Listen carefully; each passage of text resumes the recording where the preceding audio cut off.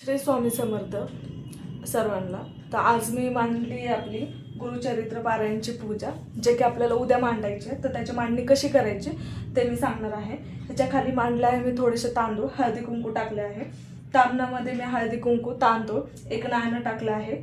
आपल्या तामणाला 5 हळदी कुंकाचे पट्टे ओढले आहे. त्याच्यानंतर आंब्याची पानं किंवा तुम्ही विड्याची पानंही घेऊ शकता.